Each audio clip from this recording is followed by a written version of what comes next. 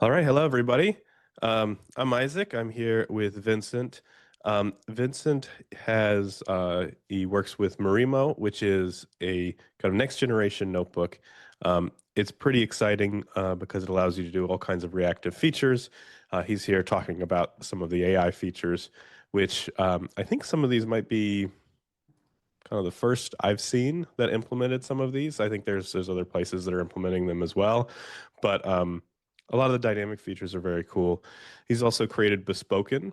Bespoken is a way of creating agents that really kind of do what you want. I think there's often a tendency, and I mean, I think there's a big draw and interest in saying like, well, how do I have this tool that does everything that I could possibly want in without any customization? And that would be cool, but as we've seen recently as well as all time, if you tailor something to a specific task, it can really handle that um, really quite well. And the everything tools Yeah, so, don't so always work for Bespoken wants everyone. to be the Bespoken wants to be the exact opposite. It's almost like, hey, I want the LLM to be able to do almost nothing, but and I want to be able to configure that. But yeah, we'll talk about that in a bit for sure. So there's lots of stuff in there. I'm super excited about it. I've kind of followed Vincent for a long time because all his stuff has been not just interesting, but but practical. If you've seen a lot of my recent talks I've given in all kinds of topics, you'll probably have seen me using Marimo, and that's it's because of what he's taught me. So super excited for this. I'm going to turn it over to him. I'll put some links in the chat to Marimo and Bespoken, the Marimo YouTube channel. You should subscribe and follow that, as well as ways to get other free talks and things like that. So open those up in tabs or bookmark them, and then kind of come back to those later. So I'll hand it over to Vincent. Go ahead. Sweet. So the whole like the theme of this talk was kind of like, hey, can we do things that Claude currently can't do? And what I'm going to try and do is explain to you like a few things that Claude can't do, because right now it feels like Claude can do everything, and there's actually a few things it can't do, and that's like going to be the overarching theme. One of the angles here is we're going to talk about Marimo. The other one is we're going to talk about building custom Claude codes locally. So I'm just going to pip install upgrade Marimo because as of this week we have new AI features, and we're going to show a few of them. First thing that I'll do is I'm just going to do a UV run. I'm going to run Marimo, and I'm going to run the Marimo edit command that allows me to edit a notebook. And I'm going to add a watch flag. And I'm going to explain to you in a bit why. And I think I've got, hang on, no, oops. What, I had a file here, yeah, notebook.py. So let's actually run this notebook.py. That's in a sandbox, that sounds fine. And then over here, I've got a notebook that I'm going to pull over here. And then we can see that indeed, I have a notebook here. It is definitely just kind of empty. But a few quick things about Marimo that make it kind of special is this is a reactive environment. So the demo that I always like to show is stuff like this, right? Okay, we're good then. You can see A is equal to 1, B is equal to 1. That's something you can see, right? Yep. Good, okay. And full screen this thing. This is a Marimo notebook, and one of the things about it that's just kind of fancy is that you can do these reactive things. So if I were to do something like, hey, let's have A be equal to 19, then automatically any cells that depend on it can run automatically. This is like one of the most surprising things sometimes that people run into. But one of the things that makes Marimo unique is you can say, look, I've got a cell over here that uses these two variables, and if this, and what we're going to do is we're going to say this entire cell listens to its parents, and its parents are defined by the variables. So this cell over here, that's going to be able to trigger that cell. This cell over here is also going to be able to trigger that cell, and that's basically because the variables and how they're defined. The convenient thing of that is that you can kind of no longer like you don't have to worry anymore about what order the cells actually ran. That's something that just Marimo figures out for you. And this has another sort of semi-cool side effect because there's also UI elements. So you can do things like add a slider. This is just this is a slider object. I can put that in a variable slider with spelling. There we go. And then I can say, look, A, that's equal to the slider value, something I'm able to do here. And then when I slide around, basically the same rule applies. It is just that in this particular case, this cell determines the value of that cell, and then this cell still is the parent of that cell. And you can kind of get this giant chain, this giant DAG, if you will. And this is one of the things that Marimo does. It's a bit different than Jupyter, but there are benefits of being able to run code this way because you kind of get the mix of your own custom Python code, and you can nicely mix that with UI elements and what have you. And this is like one of the features that the notebook brings. Another thing that the notebook brings is you can chat with AI. So this is a chat sidebar. You can select all sorts of models. This UI was redone this week. There's going to be a new release this week with another improvement, but you're able to select whatever model you like. And then you can chat and you can talk about things that are in the notebook. And One this thing was, I want yeah, to call out real quick, sorry, but on this slider UI element, like yeah. I know in this example, it kind of looks like it's a little bit of a toy. I use this all the time. So like if I have, if I'm working on like a chat application or I'm working on a RAG application, I often have like 10 or 12 or 30 samples. I'll often have some sort of like small slider or small input text, and I just change the number and it actually shows me my data, and I can actually look at it quite easily, whether it's stored in a CSV or a JSON or like all that kind of stuff. It's like, I know just adding some numbers doesn't seem much, but it really lets you like almost have like, well, not almost, but fully have like annotation and look at pretty complicated data really easily in a notebook. So I use it a lot. And it's not just sliders. We've got like so we've got like full chat windows. We've got text inputs, all sorts of things. Another quick thing that I just want to call out is we can also just insert custom widgets. There's a library called AnyWidget, which is kind of a new standard. I like to write lots of these packages that use it.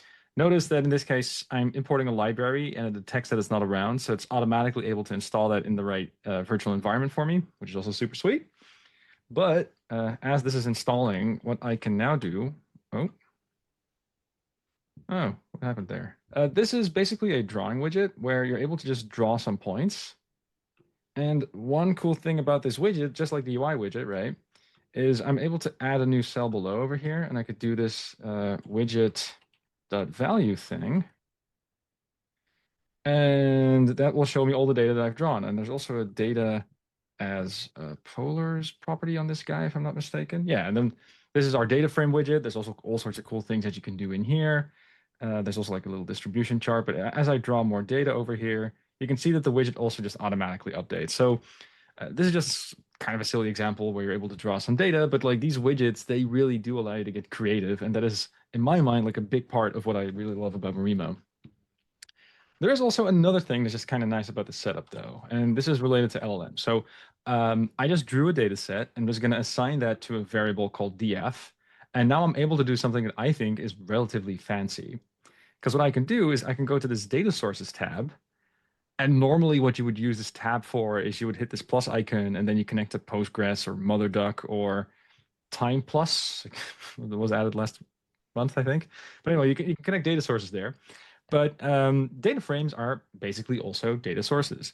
They're like variables and packages. Those are like things that we detect as well. But data frames are a little bit special, and that's for a few reasons. Like one thing I'm able to do is I'm also able to run SQL cells. So I can do something like select star from that data frame. And I don't know, you could do like limit 5 to show that this stuff actually runs, or limit 4, what have you. You can actually run DuckDB against this, and if you have SQL code, that's something you can totally do as well. So that's a thing that already makes it special, but it's also something that's special because the LLM can talk to it now. And I'm just going to go ahead and use Anthropic, and let's go for Sonnet. That one's probably fine. Use polars to calculate the mean of all the columns in, and then at, and then I can point to that one data frame. And the cool thing that we're able to do here is we know the schema of that data frame. We know the column names, and we also know, the first 5 rows or something like that. We can inject some of that context into the prompt on your behalf. And if I were now to run this, assuming nothing's going wrong, okay, this is a thinking model, so you can see that it is doing some stuff. And then I can just say, okay, you've written some code. Let's add that to the notebook and let's run it. And there we go. it's really nice to have an LLM that has access to the variables in memory. And that is something that Claude can't always do. And it's a really, really subtle thing. But my boss came up to me a while ago and said, like, or our CTO, I should say, he said, Vincent, I would just love it if we could have a show on the YouTube channel that's just Vincent vibes, where you just try to vibe code and see and like just record yourself, because we're working on like new tools for LLMs and stuff. And he figured like if we have a good recording of Vincent, then A, we know what features to make, and two, we'll have entertaining content. And I found a really cool failure scenario for Claude in this particular case. So anyway, this is now running with the watch flag on, right? So one thing I could now do with Claude, let me just open up a new tab here, and let me just open up Claude. I could ask like, do you see the at notebook file? Please describe, just to make sure that like it needs to understand that this is a Marimo notebook. Let's actually hit save there as well, just for good measure. Okay, so it's detecting that it's a Marimo notebook. We're using the latest version. It's got a couple of dependencies in here. Like, okay, that's pretty cool. Can you see the at? And there's like there's a parquet file over here. All right, okay, so can you see this parquet file? I would like to analyze it. It contains session logs from World of Warcraft. I want to attach a session. Like that, you want to sessionize stuff. Like that's something you might want to do, right? This feels like a thing you might want this LM to be able to do. Now, Isaac, I guess it will be a good idea to maybe run this in plan mode, or are we keen with maybe living dangerously? I'd say let's live dangerously. I don't think very Yeah, many okay. So, people use plan mode, to be honest. oh, I use it all the time. I think people should. Yeah, it's like it makes the biggest difference. Klein does it even better, I think, because in Klein it's not optional. But ooh, that's a lot of red. What is happening here? Oh, okay. What is it trying to do? Okay, so it's saying import pandas as PD, and then pandas read parquet, and it's running that with the base Python. And this is like the point where, okay, it was able to sort of fix itself. So in this case, it was good. But okay, so it now sort of apparently has the context added. So okay, attach a session. Okay, do this in the notebook. I'm actually kind of surprised to see that this did work, because when I was trying this out for the first time, it just kept running in circles here. Like the problem is that if this was a CSV file, Claude would have a much simpler time, because what it could then do is it could just run the command line util head. It could just take the first 5 rows. It could then infer all sorts of things. But Claude now has to write a separate Python script just to be able to interpret the file, so to say. And in this case, it's fine because we're using just a file on disk. But now imagine that I have a sessionized data frame somewhere.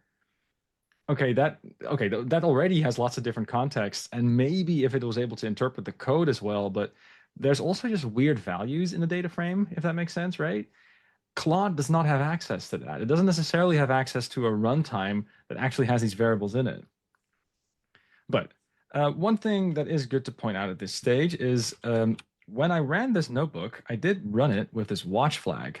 So if Claude is making changes, which apparently it hasn't yet, I think I gotta accept it. Okay, so it supposedly added the session data to the notebook. Let's just refresh to confirm if that's the case. I don't see any changes yet.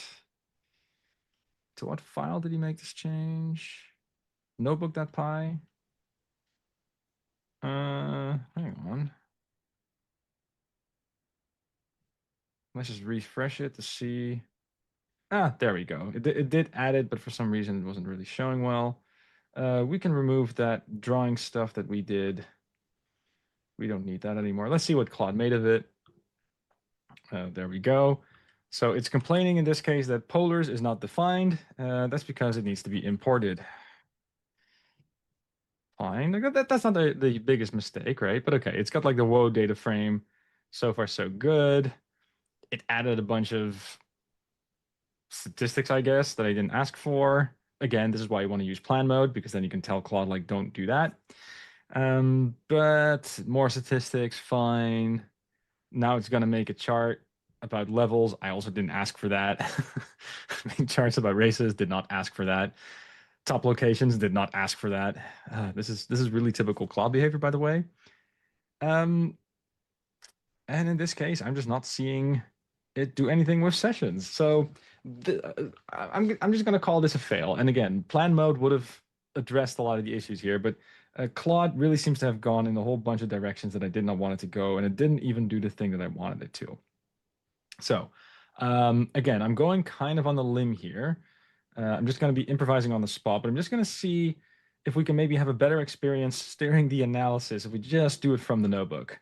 Also, because I think the reviewing is just going to be a bunch easier. So we can close that. Okay. So there is this generate with AI button at the bottom over here that we can also just go ahead and use. And I am going to just load the data frame. So wow df.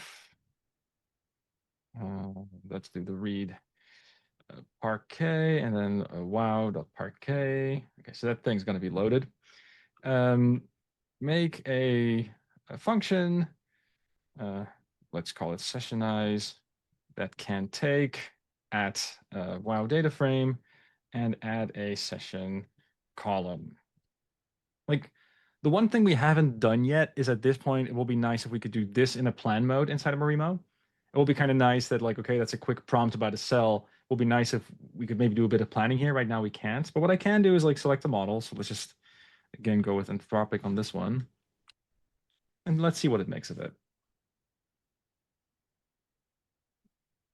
And I think this is really nice to be able to like work in these smaller steps. I think you can do that totally. with plan mode and other things. It's like when you saw all the different stuff that Claude created that they didn't ask for, sometimes it can feel at first like, well, it asked for a whole bunch of stuff, I can just delete it, and it's true, but it creates this scenario where you just have like so much to review.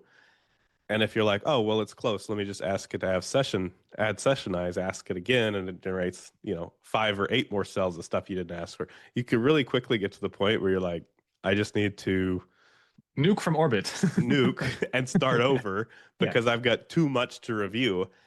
Especially if it starts like referencing other stuff that doesn't matter, and so this idea of like, how do I target it?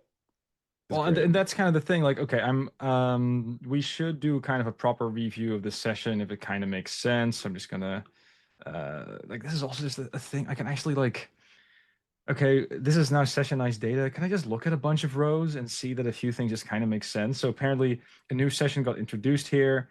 Okay, it makes sense because there was a big time jump over here. So, okay, that seems fine. Are we also jumping if there's a new user? Yeah, okay, but we do notice that the session ID resets if there is a new player ID, right? So the session ID is not unique to the session, it's unique to the player. Okay, that's really cool to see because I'm able to inspect the data set and I can now steer the algorithm if need be. I think for session ID like this, it's kind of fine, but like the real kicker is actually what I can do next. So I could kind of go, all right, that's probably fine. Maybe df session, I think that's a better variable name. But what I can now do is I can say like, okay, I now have sessionized data.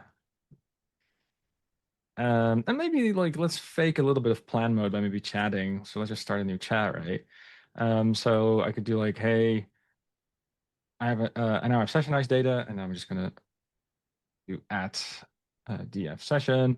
Let's look for bots that have a session that's suspiciously long. Let's filter out any users with such a session length. Make a filter bots function for this. Another benefit of this sidebar is it has access to the entire notebook as well. So there's like a bit of like double context. You do have to know context of the entire notebook, but at the same time, you're also able to inject specific variables that you deem to be very important.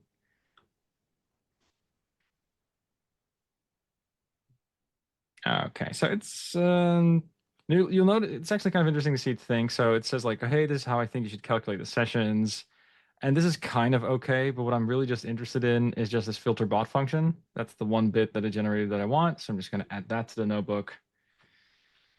And it's doing a whole bunch of printing, which I'm not necessarily a fan of. But again, the thing that's just kind of nice, whoops, is that you can also just do the inspection thing here. So uh, df no bots, let's just show that. Let's just run this function. It was also printing a little bit. And apparently there were 3,000 players that had a session that was over 12 hours. And yeah, okay, we're going to do a trick with a slider now, right? Because one thing that we could now do is we could say like, hey, because this thing is actually printing, just add a slider here, slider for the number of hours, MO UI slider. Let's look at a minimum. I think 2 hours is, I think 6 hours, 6 hours of gaming, 5 hours, that still kind of feels normal. Steps of one, slider hours, something like that, right? And now if I put a slider hours dot value in here, then with 5 hours, we remove 11,000. If we turn it to 7, I mean, it is a slider. You could do this manually, but just having a UI element for this is just kind of nice. And this is also a function that we could cache if we really wanted to. Like there's a caching mechanism inside of Marimo that you could also go ahead and use. But like the thing I want to get at here is it's great to have quote unquote the best LLM, but I want to be able to clearly steer it. And especially when you're doing things with data, the hard part really is there's no unit test you could write. Like you have no idea what's in the data set. So you always need to be kind of in control and inspecting. Like how on earth am I going to write a PyTest function for like columns that I don't even know that exist, right? I need charts. I need things like that. And like another killer feature, this is like kind of a detail, but like one thing that Marimo allows you to do is it allows you to say, hey, I want to have a notebook with like more than one column. So let me just do a little bit of housekeeping here. I can add like a second column over here. So like one thing you could also do, let's just delete this cell because we're no longer really using it. Let's just delete this cell because we're also not using it. Is you can have like one column where it's like all boilerplate and like functions that you use. And then the next column can just be charts and stuff, for example, right? So you can have like a two-dimensional structure to everything as you're doing. Not to mention the fact that I can also add markdown cells, etc. But yeah, like again, Claude code is great, but Claude can't do this. Like the stuff that I'm sort of interested in doing here. Like whenever you're doing something with machine learning or anything that really needs a chart with like, oh, I need to reference a variable and maybe pass that to Claude. Um, the stuff that you do in a web app or like an IDE is just different than stuff you want to do in a notebook. So right now we are doing like a summer sprint of LLM features. There is definitely way more to come. But the main thing that we've done, at least for now, is to just make it easy to hit this generate with AI button and then to sort of, like switch models really, really quickly. You can also do local Olama models with this. What you can also do, which is a feature that I, kind of pushed for. You can also provision different AI providers, and you can also now select an OpenAI compatible model. And my favorite one is OpenRouter. I think they have like a nice collection of things that you could do. I gotta say, like Grok and Cerebras are also just damn fast. Like with Cerebras, I found that sometimes like typing the prompt takes way longer than getting the response back. Um, so like there's lots of stuff that you can go ahead and experiment with, but any OpenAI compatible model is just easily configurable from here. So that's like a thing I really like to do with Marimo is just try lots of different models, and yeah, follow the YouTube channel. We're doing Vincent Vidi stuff there as well. And I think for people, even if they're like, you're like, I don't want to try a bunch of models, I just want to use a good model. Like, what is the good model? It changes a lot, you know? And so being able to choose and select which one is still even really valuable. And I think at some point you're always choosing what model to use. If you use something like Claude Code, you've already decided you're going to use the Claude models, you know? That's just is what it is. If you use other things, you have more choices, you know? And so whether you have the control to pick which model to use or you're relying on someone else, I think it's nice to be able to, have that control to not be locked into any particular vendor, models. And another thing that also deserves to be set, and I think I just turned it on. So Fibonacci is usually the demo that I use. Yeah, so you see this auto completion thing right here? Right now, it's actually using the old Windsurf API that is still up. So you can also get these tab completion models into the notebook as well. One fun fact is there's a bunch of people who are trying to train open source models just for this purpose. So, maybe the tab completion model that you want to use is totally different from like the thing you want to use in chat, or it's also totally different from like, oh, I just want to edit one cell. Like from our perspective, if you're making the editor, that's actually like a conscious thing. Like you might want to have different models for different things. And it makes sense that maybe we will start fine-tuning, I don't know, a model just for PyTorch in a notebook, right? That could be a future that we're gonna walk towards. If that means that you can run all this stuff locally and it's super fast, I mean, makes some sense. Yeah, time will tell. But like the whole point here is we are trying to be flexible. And again, if you want to do this auto completion stuff, you can also do that with Olama if you're interested. That's great. Or whatever fine-tuned thing that you've got. But anyway, definitely feel free to ask me anything about this Marimo thing. There's one like extra little demo I want to do. Because as I was exploring this, one thing I was just kind of wondering, right? And for this demo, I'm now gonna drop the whole World of Warcraft dataset thing because I want to move towards something else. But like, let's now go back to the terminal and talk a little bit about Claude Code. So like, if I think about what Claude Code did here and what it has access to, right? So Claude Code was able to just, oh, here's a file. Let me just make edits to it. And in this case, it's kind of cool. But like, can I start Claude and maybe tell it to only edit this one file and not touch anything else? Is it maybe possible for me to tell Claude like, hey, you're able to read all these files, but really only edit this one? Oh, and the way I want you to do it to do that, like, I want you to have like a to-do list thing, but the way that you go about that to-do list is something I want to control. And oh, you know what would also be nice? If I could add my own shortcut in here, that would also just be kind of sweet. And like Claude is pretty feature complete, if I'm honest. Like if I look at like the stuff that they've added over the years, and the fact that they've got this plan mode thing, that is super duper neat. But at the same time, I was also just looking at Claude and kind of going like, geez, can I just configure you? And the more I started thinking about it, you've also got open code, by the way, which is kind of neat. But a lot of these tools, they do suffer from like, oh, here's a config file, do your thing. And if I want to really customize something, I'm a Python person. I would love to do that with just, Python. Call me crazy. So I was just kind of wondering, like, what would be the simplest ever API I could come up with, such that it's like almost 80 to 100% configurable with just a couple of simple Python functions. This is what I came up with. It's called Bespoken. It's meant for you to make bespoke agent experiences. And this is the version 0 like API. Depending on what might happen with Will McGugan's Toad, I might want to switch UIs a bit, and then I might also change the API. But basically, here is just a configuration. This is a chat configuration where you have to pass it a model name. This needs to be compatible with Simon Willison's LLM. You can then pass a system prompt. You can then add slash commands, and a slash command, in this case, can be a Python function. And then that Python function will just run. And the cool thing is that there's also a UI library in here. So this Python function could also ask for intermediate knowledge of the user in the meantime. And there are a couple of debugging situations where this is going to be super duper useful. But the fact that you can actually add a form in here, that is actually super duper neat. You can also add a first message. You can also add a history callback. So in this case, everything that's being written, like from me to the bot, from the bot to me, that can just be added to this logs.json file. But the whole point here is like, I'll show you in a bit how you can also add tools, but the whole point here is that you're just able to configure some of these things. And what I can also do is like have a little submodule with all sorts of prompts that are just generally quite useful. The Socratic prompt is actually worth a look. So Bespoken, let me just check the ls Bespoken. Oh, I have a source folder, right? So it's a source folder, Bespoken, and then in there I've got prompts, I think, and then the Socratic one. Yeah, that's the one I want to have. Let's open that in bat. So this is a really cool prompt. You can say, hey, you're a teacher of algorithms, data structures, technical topics, who specializes in the Socratic method of teaching.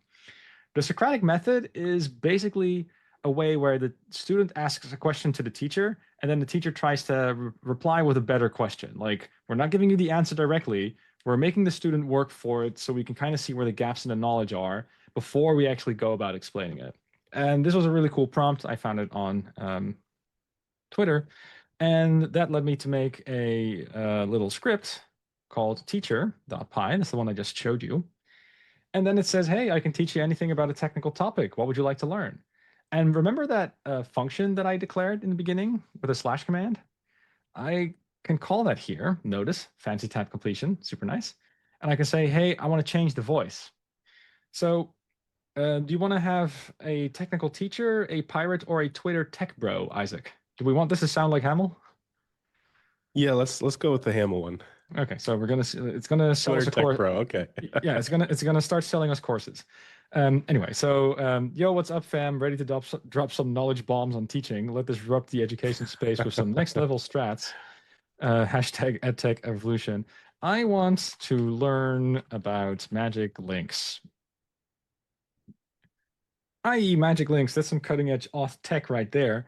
Okay, so it's I'm gonna switch the voice back to just normal technical teacher now because it's a little bit crazy. But I mean, one thing is just kind of nice is like, okay, what's your it does ask me like, hey, what's your current understanding of authentication methods for websites and applications? Can you describe a logical login process? And why would something like this be interesting to me?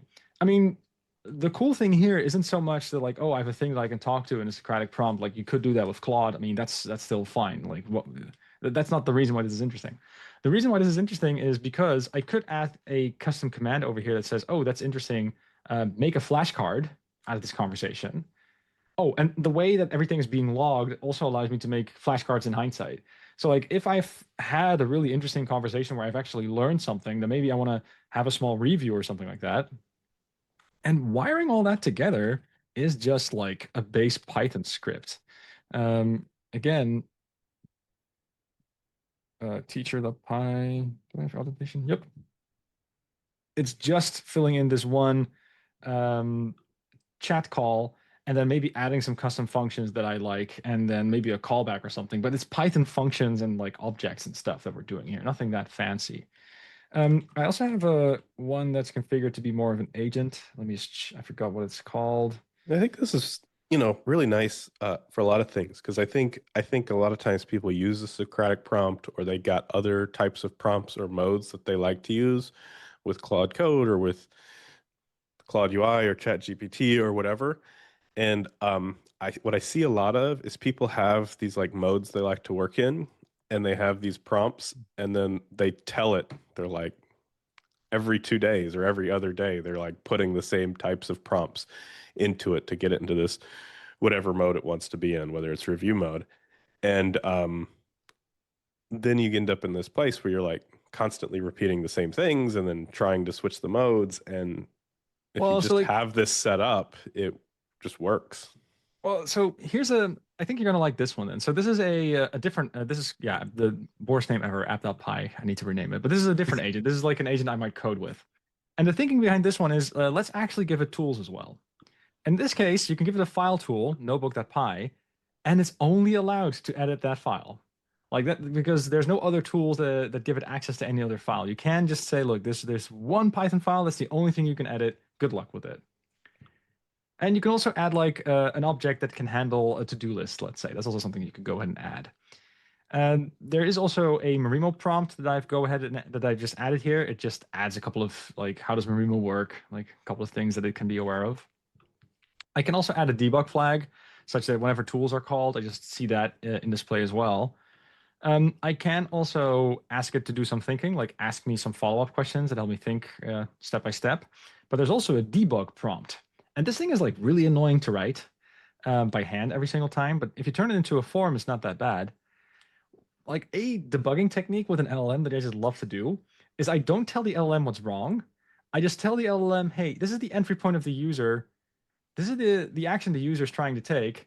And something in the middle is going wrong. If you look at the code, can you infer what's going wrong without me telling you? Or you're going to force the LLM to actually play a little bit of a guessing game for you. The downside is sometimes if you tell the LLM what's wrong, it starts hallucinating on the thing that's wrong. And there's something about just not telling it what's wrong and seeing if it can infer what might be going wrong that you actually end up usually having a better conversation. But typing all of that is just a huge pain. So I've got this debug reason slash command that I've added. And oh, and just to be clear, it is just a Python function with just a couple of these UI input calls in the middle. So we're going to ask like, what's the entry point for the user? What's the action the user is trying to take, right? Like that's the level that we're at. And if I were now to do uv run app.py, this is going to show the logo. We're going to see the debug mode is enabled. And if I were now just to show like the debug prompts, right? What is the entry point of the user? User wants to see the analysis in the file. What actions is the user trying to take? Trying to run the notebook. This is just kind of a silly example, but this was a form that I just filled in. The UI can be better, right? But this is now the prompt that was generated on my behalf.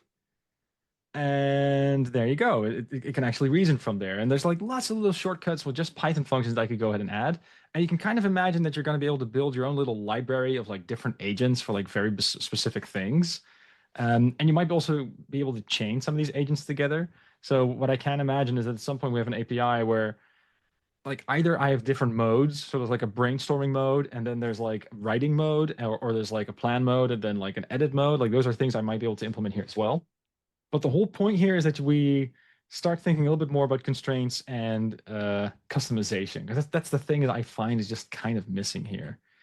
So yeah, that was just a quick demo of how some of these commands that you can write are just kind of useful. The final thing I just want to do now is what file can you edit? Can you see? I think I'm able to do, yeah, I've got keyboard shortcuts for that as well.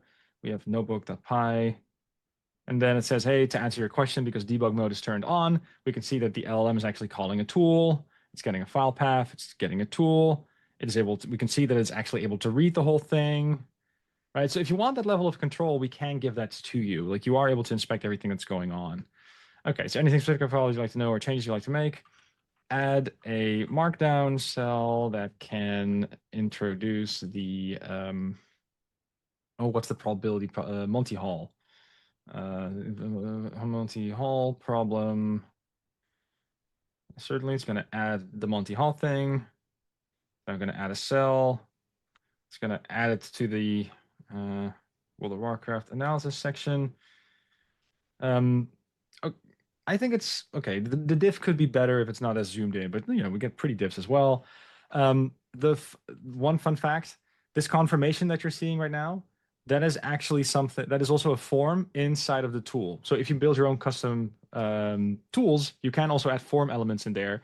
Therefore, also asking the user like, hey, are you sure you want to apply these changes? Like that's, again, something you can customize. Again, tools are just Python objects and functions. So that's also something where you're totally free to do stuff. Yeah. How flexible are these forms? Are they kind of all textual inputs? Are there other stuff you can do with them? I mean, it is a terminal, so we're kind of limited there.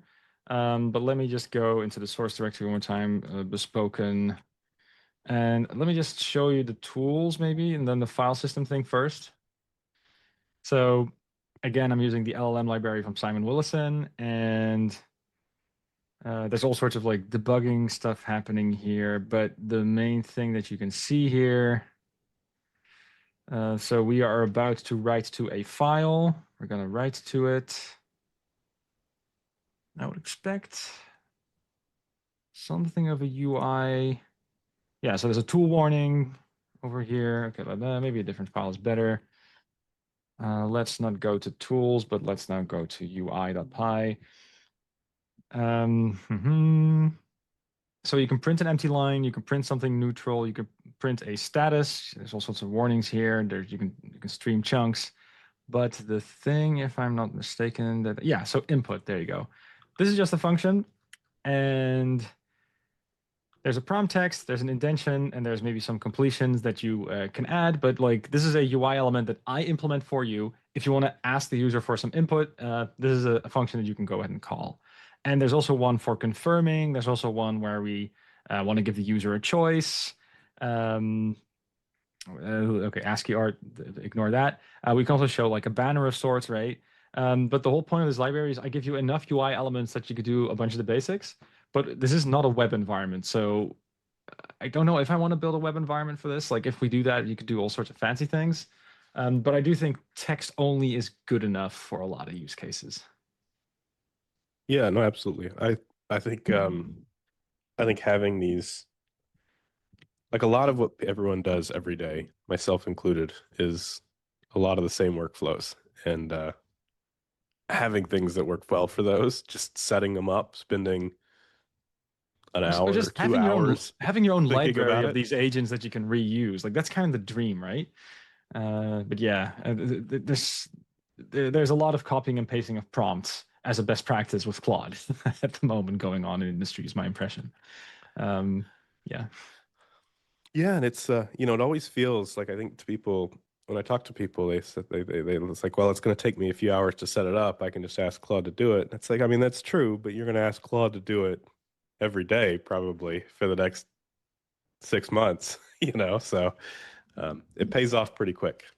Yeah, and again, like I have a file tool over here, a to-do tool over here. Maybe you want to have one that has like a custom communication with your database or your whatever weird backend or your like I think I've added Playwright as well. Never really tested it, but you can also do Playwright stuff here, right? There's also a bash tool where we constrain which tools you can actually run. So you're able to do ls like some of the standard ones, but then for every tool that's not in the list, we can force you to ask permission or just plain deny access and stuff. Like that is something that you can configure. And if you're in like a company or a more serious situation, you just want to add constraints. Not and if not for yourself, you want to do it for like the intern or Bob from like management. Like they're always called Bob. uh, right? So the whole point is if you want to customize, you need something bespoke, period. And when it comes to doing things with data, I've just found that Marimo has a really nice balance between, oh, if you want to be pragmatic about it, boy, those widgets do help. And if you have those widgets, having data frames that you can point to, pass that to the LLM, like, okay, that makes a lot of sense in terms of workflow. And then there's other stuff that you just want to automate more. And yeah, like another thing that you could also add here, right, is like have some sort of a summary tool for Python files or something like that. Like we're going to use Gemini that has an insanely long context length to like make a summary of every Python file that we have, and it's going to write that in another file, and it's going to be attached to the memory, and you can write that because it's Python code, right? Um, so yeah, like for the one thing that might be fun to like quickly discuss here is like for the future, like some things I'm thinking about. Like I tried Klein a while ago, and I was just so impressed how it just forces you to be either in plan mode or in execute mode. And it has made me think like, okay, a constraint that this tool doesn't have yet is a mode. So like it would be nice if I could say, okay, maybe turn this into a dictionary. And when you turn it into a dictionary, yeah, these are the tools that are available to you in think mode, and these are the tools available to you in edit mode. And like if this was a dictionary, oh, that might be like a nice way to have like a name for the mode, and then these are the tools that are available to you. Because most of what the like I guess you might also want to have like a separate system prompt for like different modes. I need to think about like how far I want to go here. But like it does feel like once I've got the mode thing figured out and I know what direction I want the UI to go in, that then I can work more towards version one. But the mode stuff is like a thing that I'm kind of wondering how might that be like a sane way to configure. But other than that, I gotta say like I've got a few of these agents and it's just kind of nice. And I wish more people would think about it this way.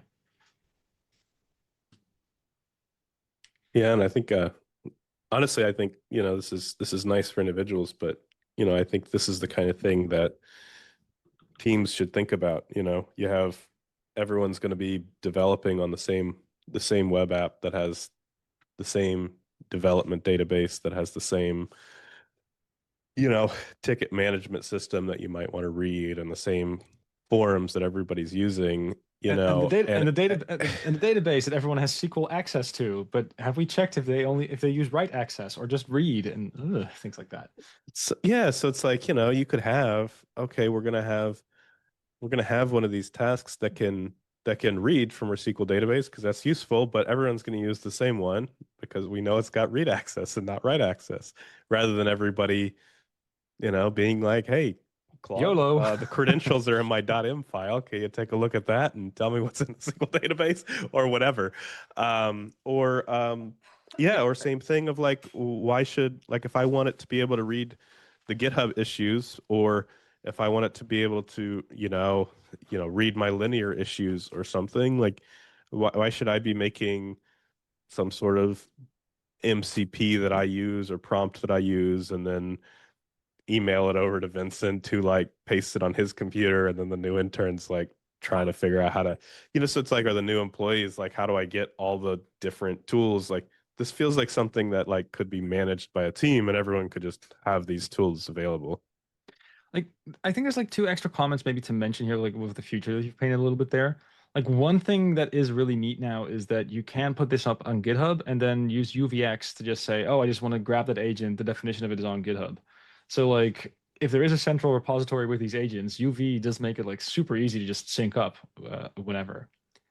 So like, there's something about that I think that people should also not underestimate.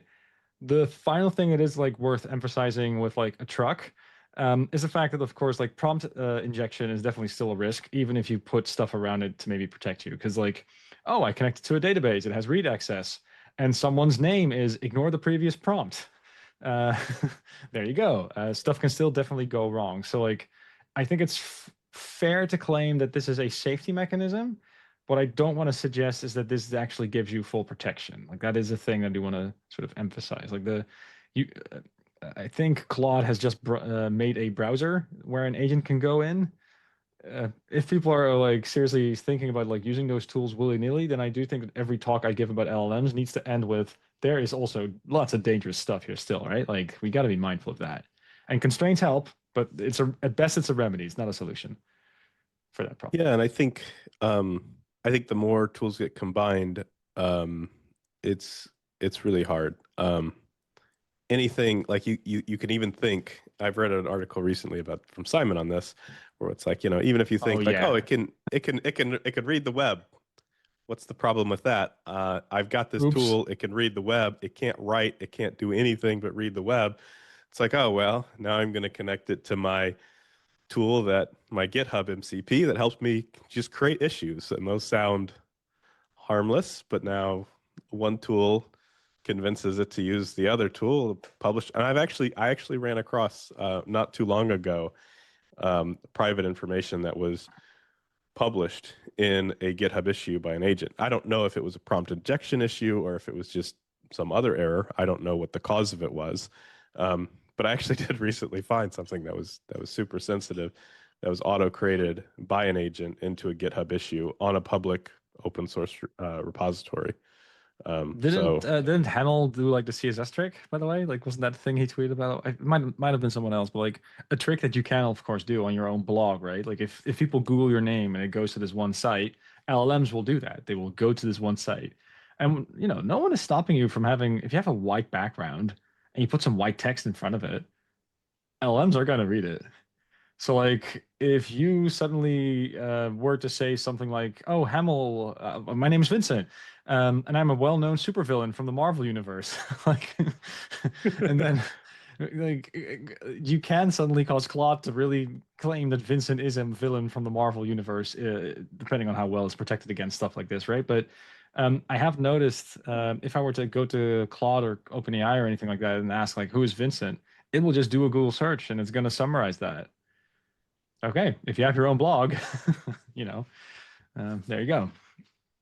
Cheat yeah, and code. I think it's yeah, it's tricky because, if you've got, I just saw an MCP, recently that's allows you to have an MCP that lets your Claude desktop look at connect to your iMessage so it can read all your text messages. And Oh it's like, boy. Oh boy. Yeah. it's cool. I like the Uh, idea, but at the same time, it's like, what private access does it have? Do I have another tool that can do anything else? it's a cool demo, but no. It's kind of the name of the Yeah, I bucket. mean, and it's kind of one of those like, is it likely to be a vulnerability that hurts you? Like, I don't know, maybe, maybe not, but maybe, you know. Um, it's Yeah, never it's an this. issue until it is, so it's hard. Yeah, I mean, trying to be conservative, I do think is like a good thing. Trying to be in control again, like for notebook stuff, this is also Marimo notebooks are just Python files under the hoods. If you want to make it into a Python script, like doing it this way is just super nice. But being able to inspect like the steps in between, You know, something about that. Jeremy Howard recently Yep. did this live show thing on like Solve It, where like some of that philosophy also seeps through. I very much subscribe to a lot of those ideas. Yeah, and I think it's it's interesting in the LLMs where it's like this idea of like, oh, well, let's get it to work step by step. I think I mentioned this earlier. It feels like a new technique, and it's like, but break problems into small bits and then work at them step by step. Like that's always been the advice, and trying to get a new tool and LLMs to adhere to that is I do have like one bit of personal advice actually on that front. Like if you're gonna do vibe coding, and there's also like there's a thing that I've always done, and it kind of feels like I'm the only one doing it. But I've got one of these like e-ink drawing tablets, and whenever I go get a coffee at like a local bar or something, I always bring one of these with me, and I just doodle. And the reason why I do that is because I really like to solve problems on paper before I start typing. And this can just be the sort of, okay, what's the overview? What are the moving parts? What are like some names of some classes? What kinds of methods need to exist? Oh, am I missing something? Is this loosely coupled or tightly coupled? Like a lot of those answers don't come from staring at a terminal or an IDE. They tend to come from just taking a moment and a step back. And sitting in a room that doesn't have a laptop with like pen and paper tends to be a pretty good remedy for that problem. So if you've never done that exercise, for God's sakes, do that. Like it'll open up your mind a bit. right. So I've got one question for you, Yep. um, from Hamel actually. Oh, he's here. I Hi, dude. I'm not sure, but I knew that the tagging variables in Marimo would nerd snipe them, so I sent him a quick Uh, screenshot. fair uh, enough. and it did. So which when you're doing this AI, you can tag the dynamic variables. You showed that. What other context can it see in the like when you're running it in a cell or in the chat window, or both? Can it see the So whole notebook or just cells above it or yeah, Markdown? I think what I'm even able to do is I can do at random. So like even Python modules, I could sort of pass it. So it's basically like, oh, here's a Python variable, and like all variables are passable. But data sets like data sources are of course like treated as a bit of a different citizen when it comes to like, oh, we have an object that comes in from Python, we have to turn it into a prompt somehow. And for data sets, we kind of have some special sauce that seems to work. The only thing I do want to mention is that like we are doing a bit of a sprint right now when it comes to this AI tools. So there's loads of open questions here. Do we maybe want to allow a user to customize the way that a variable gets turned into a prompt thing, or are we opening up the floodgates to like a whole lot of stuff that could go wrong if we do? Like it is not unlikely that we might make a few changes about like how this prompt will work when you pass different kinds of data sets. But in general, pass a Python variable, we will do our best to add that to the prompts in a sensible way. That's Can it see that's the like short the of it. markdown contents of other cells in the notebook as well, and like other Yes. functions that are defined? Yes, it can. Okay, great. Yeah, so like let's just test it. So like there's like the Monty Hall problem over here. Like, hey, what is this notebook about? Question mark. And this should read that, and we can if it doesn't, we'll know. Oh, and this is like when a bug happens, of course. Looking at the cells, this notebook is about the Monty Hall problem. There you go. It can read the markdown. I don't think you're able to point to a specific markdown cell though. Like that is, I don't know. I don't know how I would do that right now. I don't think we allow for that. That's like a little detail, I suppose. But uh, and I think if we do it over here, like yo, uh, what is this notebook about? There's like a little subtle difference between using the sidebar over here, but I think in this case, because like this is more about generating a cell. Yeah, so in this case, it's not explaining like if you use this feature, then we're really all about like, hey, can you generate the next cell that you're supposed to generate here? And And is then that always a code cell, or does it no, sometimes? so you can't say like, hey, that has, oh, we do allow SQL and Python. We don't allow Markdown though, it seems like. Mm. That might, okay, I'll add a ticket for that because that feels like a reasonable feature. I can't imagine reasons for this though. There's an also, there's like, okay, there's also like another thing you could also do. So let me just add a cell below here. I can turn this into a Markdown cell now, and then there's a shortcut that allows me to edit this cell. Okay. So write about the best Twitter strategy for LLMs. Something silly. Okay, now and it starts writing Markdown. There you go. So you can get it to generate Markdown, and it is able to read all the context from the notebook. It's just that the thing at the bottom, and I just deleted a bunch of cells. But the thing at the bottom here is really about making a new cell, and right now we don't have Markdown as a button added there. But it's like I think that's a bug. I will discuss that with the team. It feels like we should also allow for a user to add Markdown there. But yeah, Cool. a final thing that is also good to mention, I guess. Like we make about 3 releases a week. That's like our average. So if I go to Marimo, there you go. That also means that we make about like we have a Discord, and everything we make release notes wise, it goes into our Discord. That's definitely something where we are. But we also have our YouTube channel, especially these shorts. We release like one of them a day with like a new feature most of the time. We also just figured out a nice way to actually run your MCP server from inside the Marimo notebook, and it turns out that fast MCP Cloud totally supports that too. So there's like, if you're keen to sort of be in the loop of like weird, like not necessarily weird, but like um, more the innovative, crazy stuff that we're working on, YouTube kind of is your best bet right now. Like we are also posting up on socials, of course. It's just that for some reason, LinkedIn lunatics do get more attention than Marimo on LinkedIn. I don't know why. It's hard to sort of pierce through that cloud, but if you want to be in the loop of like the AI features that we're building, YouTube and our Discord will hear about it first. So if that sounds interesting, definitely give us a follow. It feels weird to be in a live stream and sort of say like and subscribe, but yeah, do that if you want to be in the loop. Well, I think lots of people watch the recording, so Yeah, fine. it'll be So for this, them. in a meta way, this will be on YouTube anyway, so it's fine, right? That's Okay, right. so go to the other channel and subscribe there. Like and subscribe. All right. Yes. We got Okay. one last question, and how about we answer that? That'll be the last one, and then we can end for Sure. the day.